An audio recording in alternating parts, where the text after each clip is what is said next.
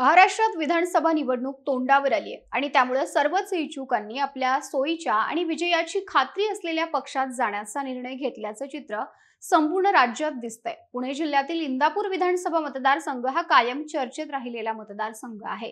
20 वर्षे मंत्री राहिलेल्या हर्षवर्धन पाटील यांना 2014 आणि 2019 असा सलग 2 वेळा पराभव पाहावा लागल्यामुळे यंदा मात्र त्यांनी सेफ झोन मध्ये जाणं पसंत केलंय। लोकसभा निवडणुकीत सर्वाधिक स्ट्राइक रेट राखलेल्या शरद पवारांच्या पक्षात गेल्यास विजय पक्का होणार या विचारानं हर्षवर्धन पाटील यांनी अखेर तुतारी हाती घेतली आहे आणि तालुक्यात पुन्हा एकदा राजकीय समीकरण बदलली आहेत। परंतु ज्यांच्या बरोबर 2 पिढ्यांपासून राजकीय संघर्ष सुरू आहे ते हर्षवर्धन पाटील शरद पवारांच्या पक्षात का आले, शरद पवारांकडे हर्षवर्धन पाटील आल्यानं इंदापूर तालुक्यातली राजकीय स्थिती काय झाली आहे, याचा निकालावर काय परिणाम होईल याविषयी आपण या व्हिडिओमध्ये सविस्तराने बोलणार आहोत। नमस्कार, मी Madhuri Kumkar, for the people news मध्ये आपलं स्वागत। व्हिडिओला सुरुवात करण्यापूर्वी आपण चॅनलला सबस्क्राइब करा, लाईक व फॉलो करा। आत्ताच म्हटल्याप्रमाणे ज्यांच्याशी 2 पिढ्यांपासून राजकीय संघर्ष सुरू आहे त्या शरद पवार यांच्या सोबत हर्षवर्धन पाटील का गेले असा प्रश्न अनेकांना पडला असेल, तर याचं उत्तर म्हणजे राजकारणात कधीच कोणी कोणाचा सदा सर्वकाळ शत्रू किंवा मित्र असू शकत नाही। राजकारण हे नेहमीच बेरजेचं केलं जातं आणि शरद पवार तर त्यामध्ये एकदम माहिर आहेत। हर्षवर्धन पाटील यांना सोबत घेऊन पवारांनी इंदापूरची जागा जिंकण्याकडे एक पाऊल टाकलं असं म्हटलं तर सध्याच्या घडीला चुकीचं ठरणार नाही। हर्षवर्धन पाटील शरद पवारांच्या सोबत का आले यासंबंधी बोलण्याआधी आपण पाटील आणि पवार घराण्यातलं राजकारण काय होतं, हर्षवर्धन पाटील यांची राजकीय वाटचाल कशी सुरू झाली याविषयी थोडक्यात जाणून घेऊयात। खरं म्हणजे इंदापूरचे सर्वेसर्वा माजी खासदार व मंत्री स्वर्गीय शंकरराव बाजीराव पाटील आणि शरद पवार यांचं वेळाभोपळ्याचं राजकारण होतं। दोघांमध्ये कायम राजकीय संघर्ष राहिला। त्याचं कारण म्हणजे दोघांचा मतदारसंघ शेजारी शेजारी असल्यानं आणि काँग्रेसमध्ये शरद पवारांची जे वजन आहे ते वाढल्यानंतर त्यांनी वरचढ ठरू शकतील किंवा विरोध करू शकतील अशा नेत्यांचं खच्चीकरण केलं। त्यामधलं एक नाव म्हणजे शंकरराव पाटील। याच शंकरराव पाटील यांचे हर्षवर्धन पाटील पुतणे आहेत। 1995 मध्ये इंदापूरमधून हर्षवर्धन पाटील यांना काँग्रेसची उमेदवारी मिळावी म्हणून शंकरराव पाटील यांनी पक्षाकडे मागणी केली। त्यावेळी शरद पवार महाराष्ट्रात मुख्यमंत्री होते, त्यामुळे तिकीट वाटपाचे सर्वाधिकार पवारांकडे होते आणि पवारांनी हर्षवर्धन पाटील यांना तिकीट नाकारलं। त्यावेळी बंडखोरी करून अपक्ष म्हणून हर्षवर्धन पाटील निवडणूक लढले आणि जिंकले देखील। एक उमदा तरुण नेता इंदापूरचा आमदार झाला। राज्यात शिवसेना भाजपा युतीचं सरकार आलं, त्यावेळी भाजपाचे दिवंगत लोकनेते गोपीनाथ मुंडे यांनी हर्षवर्धन पाटील यांना अन्य अपक्ष आमदारांसह युतीबरोबर घेतलं व हर्षवर्धन पाटील यांना राज्यमंत्री केलं। पवारांच्या विरोधात त्यांच्याच शेजारच्या तालुक्यात निवडून आलेला युवा आमदार भविष्यात पवारांच्या राजकारणाच्या विरोधात उभा राहील असं राजकीय गणित त्यामागे होतं। पुढील काळात हेच चित्र प्रत्येक निवडणुकीत होतं, पण त्यात जरा बदल होता।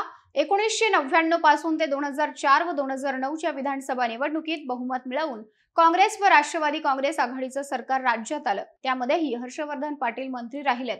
सलग 20 वर्षे मंत्री राहण्याचा विक्रम हर्षवर्धन पाटील यांनी केला। 2004 ची निवडणूक हर्षवर्धन पाटील अपक्ष लढले, मात्र 2009 मध्ये ते काँग्रेसच्या चिन्हावर उभे राहिले। 2014 ची निवडणूक देखील ते काँग्रेसच्या चिन्हावरच लढले आणि जिंकले देखील। विशेष म्हणजे 1999, 2004 व 2009 मध्ये सत्तेत आलेल्या आघाडी सरकारमध्ये हर्षवर्धन पाटील कॅबिनेट मंत्री होते आणि या दरम्यान शरद पवारांसोबत हर्षवर्धन पाटील यांचे संबंध चांगले होत गेले। मात्र विरोध होता तो अजित पवारांशी। हर्षवर्धन पाटील यांना पाडण्यासाठी अजित पवारांनी प्रत्येक निवडणुकीत प्रयत्न केले। कधी ते उघड प्रयत्न होते तर कधी त्यांच्या समर्थकांच्या माध्यमातून ते प्रयत्न झाले। त्यावेळीही म्हणजे अजित पवारांना मानणारा उमेदवार हर्षवर्धन पाटील यांच्या विरोधात उभा असताना शरद पवार हर्षवर्धन पाटील यांच्या प्रचारासाठी आघाडीचा धर्म म्हणून गेलेत। त्यामुळे हर्षवर्धन पाटील आणि शरद पवार यांच्यातलं राजकारण हळूहळू जवळीकता निर्माण करणारं झालं। त्याचाच परिणाम आता दिसतोय।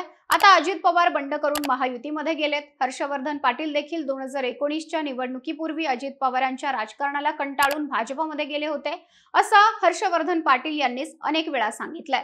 त्यामुळे जेव्हा अजित पवार महायुतीत आले आणि त्यांच्या पत्नी बारामती लोकसभेच्या उमेदवार झाल्या तेव्हा हर्षवर्धन पाटील यांना नाईलाजास्तव अजित पवारांच्या पत्नीचा प्रचार करावा लागला। मतं मिळाली की नाही हा संशोधनाचा भाग आहे, परंतु सभांमध्ये प्रचारामध्ये हर्षवर्धन पाटील आणि त्यांचे पदाधिकारी अजित पवारांच्या पत्नी सुनेत्रा पवार यांच्या प्रचारात दिसत होते।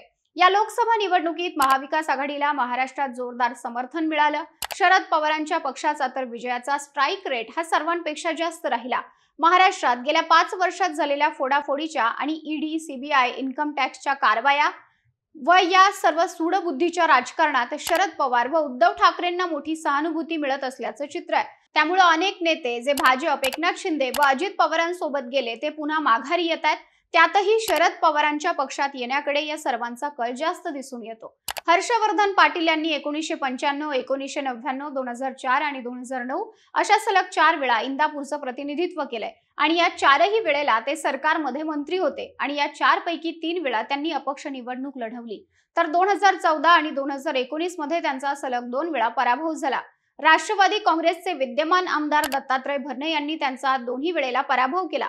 आता आमदार भरणे हे अजित पवार यांच्या सोबत आहेत. भाजपमध्ये असताना हर्षवर्धन पाटील यांची लोकसभा निवडणुकीपूर्वी राष्ट्रीय सहकारी साखर कारखाना महासंघाच्या अध्यक्षपदी निवड करण्यात आली होती. परंतु ज्या पक्षाचा आमदार त्याला ती जागा व न्यायानं इंदापुरात हर्षवर्धन पाटील यांना भाजपाकडून निवडणूक लढवता येणार नव्हती. त्यामुळे त्यांनी भाजपला रामराम करण्याचा विचार केला आणि अजित पवार, शरद पवार यांच्या सोबत नसल्याने आणि शरद पवारांना मिळत असलेल्या सहानुभूतीच्या लाटेवर स्वार होत पुन्हा एकदा इंदापूरचा आमदार होण्याचं स्वप्न सत्यात उतरवण्यासाठी हर्षवर्धन पाटील राष्ट्रवादी काँग्रेस शरदचंद्र पवार पक्षात गेले आहेत, अशी चर्चा तालुक्यात आणि जिल्ह्याच्या राजकारणात सुरू आहे. राज्याच्या मंत्रिमंडळात काम करताना हर्षवर्धन पाटील यांनी सहकार, संसदीय कार्य, पणन यांसारखी महत्त्वाची खाती सांभाळली आहेत. शरद पवार यांच्या पक्षात प्रवेश करताच शरद पवार आणि जयंत पाटील यांनी सरकार आलं तर हर्षवर्धन पाटील यांच्याकडे चांगली जबाबदारी दिली जाईल असे सूतोवाच देखील केलेत.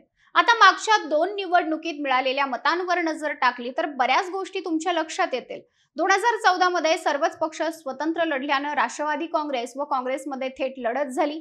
त्यावेळी राष्ट्रवादी काँग्रेसच्या दत्तात्रय भरणे यांनी काँग्रेसच्या हर्षवर्धन पाटील यांचा 14,173 मतांनी पराभव केला.